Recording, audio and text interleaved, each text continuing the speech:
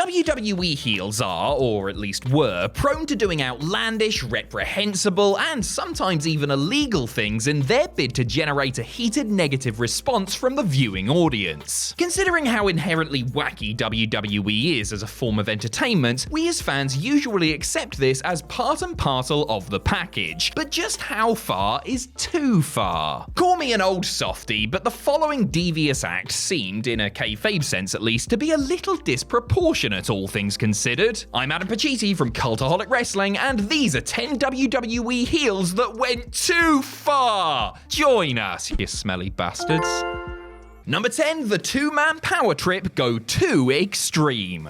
It was always going to be an uphill battle getting the audience to properly hate the beloved Stone Cold Steve Austin, even after he'd sold out and shook hands with the devil in the main event of WrestleMania X7. Having him form an alliance with Triple H as the so-called two-man power trip was a move in the right direction, but many fans still refused to boo the Texas Rattlesnake. In an attempt to turn the tide, WWE booked Austin and Helmsley to commit a heinous act of man-on-woman violence after they, alongside Stephanie McMahon, lost to Team Extreme in the main event of the April 9th, 2001 episode of Raw. Going absolutely ballistic, the power trip took their frustrations out on Lita, with Triple H blasting her in the back of the head and putting the boots to her before laying her out with a pedigree. Austin took things a step further as the flame-haired diva tried to protect boyfriend Matt Hardy, penetrating the human shield with numerous vicious chair shots to the back and midsection before capping off the attack with a stunner. It was a prolonged and violent assault that some found excessive. Number 9, like a scalded dog. After an age playing the mid-card babyface, Kane lost his mask in the summer of 2003 and promptly reverted to his monstrous ways. He chokeslammed Eric Bischoff off the Raw stage, tombstoned Linda McMahon on top of it, and did other dastardly acts such as attaching jumper cables to and electrocuting Shane McMahon's Mean Street Posse. All pretty evil and OTT in their own ways, yes, but paling in comparison to him setting Jim Ross on fire. Good old JR was interviewing the Big Red Machine on Raw, attempting to get some answers for Kane's recent actions when the future mayor of Knox County decided that he didn't appreciate the man in the black hat's line of questioning. Punching him down to the ground, Kane made good on his promise from the beginning of the interview and doused Ross in gasoline before lighting a match. WWE was certainly committed to making the devil's favorite demon a convincing psychopath ahead of his feud with the boss's son, but what amounts to attempted murder on a company executive was perhaps taking things to the extreme. Number 8, peppered steak. There has always been something suspect about the Big Boss Man. I mean, there just had to have been smoke to the fire when Nails made those accusations of prison mistreatment, but he went completely overboard in 1999. As well as commandeering the casket of Big Show's dead dad, the man from Cobb County, Georgia, tormented that headcase Al Snow by targeting Snow's dog Pepper. The hardcore champion had recently replaced Head with the dog, which was a play on the one that appeared in a popular Taco Bell commercial at the time. Naturally, Big Boss Man kidnapped the doomed pooch. They then had a match where if Boss Man lost, he would have to return Pepper to Snow. Boss Man won the match, but invited Snow to his hotel room for dinner. The meal Snow ended up consuming tasted a bit peppery, because it was Pepper, the goddamn dog. The Big Boss Man fed Al Snow his own dog for dinner. I mean, Christ. And you may be thinking, hey, Adam, that would never happen in real life. Well, unfortunately for you, dear viewer, the whole angle was supposedly, inspired by a real-life rib perpetrated by Mr. Fuji. Number 7, hanging with the Boss Man. Perhaps the Big Boss Man had a right to be angry in the summer of 1999, given what he had to endure earlier that year. He was part of the Corporation stable, who were embroiled in a bitter feud with the Ministry of Darkness. Haha, the Ministry of Darkness. Talk about a group of people who need to learn to lighten up, eh? It was all kidnap this, satanic ritual that with these guys, drama queens. At WrestleMania 15, Boss Man clashed with Ministry leader The Undertaker inside Hell in a Cell, in a match that was not only rotten, but that fans were indifferent to because both men were heels at the time. After the dead man had extended his streak, the Brood descended from the ceiling and assisted in tying a noose around Boss Man's neck and attaching it to the cell, which was then raised to the air. You know, hanging him. Heels have used hanging spots in matches before, usually in something like a bull rope or chain match, but actually going to the trouble to source a noose and make such a big production of it was perhaps going a tad overboard.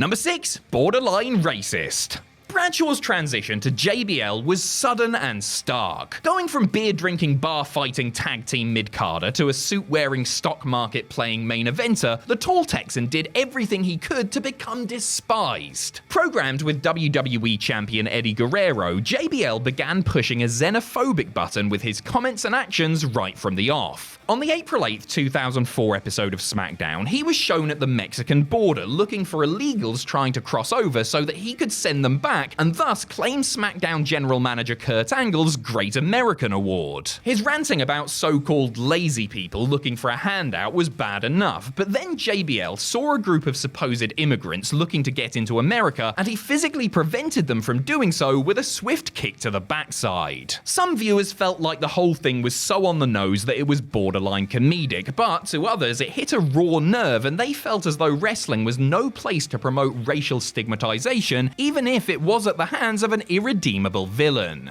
Number 5. Daddy Knows Best. The Mr. McMahon character wasn't exactly noted for its subtlety, at points becoming a caricature of evil. The genetic jackhammer turned it up to 11 in 2003, feuding with the likes of Hulk Hogan, Zach Gowen, and The Undertaker throughout the year. He also, lest we forget, set about fighting his very own daughter, Stephanie McMahon, who was SmackDown General Manager at the time. Vince was upset that the billion-dollar princess sided with the Hulkster and Gowen and had tried to break up his ghastly romance with Sable, and ended up booking the first ever daddy versus daughter I Quit match at No Mercy in response. That in itself looked dramatic, but there was one moment in the match itself that made viewers uncomfortable. Right at the end of it, Vince began aggressively choking Stephanie with a lead pipe, like he was really going for it. Stephanie didn't say I quit, mind, probably because she couldn't speak due to the fact that her father was, choking her with a lead pipe, forcing her mother Linda to throw in the towel on her behalf. I know the McMahon family psychodrama birthed many offensive moments, but this seemed a step too far even for the maniacal Mr. McMahon.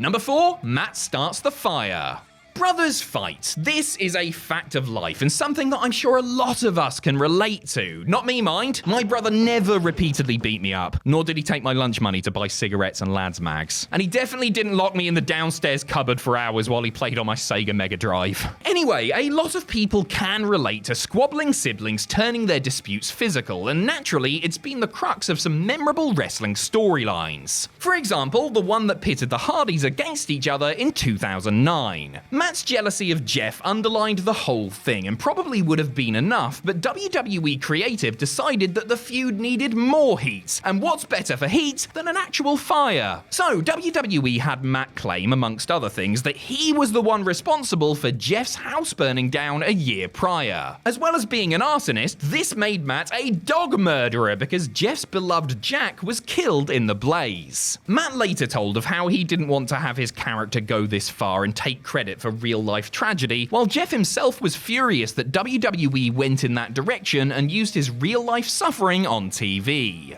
Number 3. Poisoning the snake.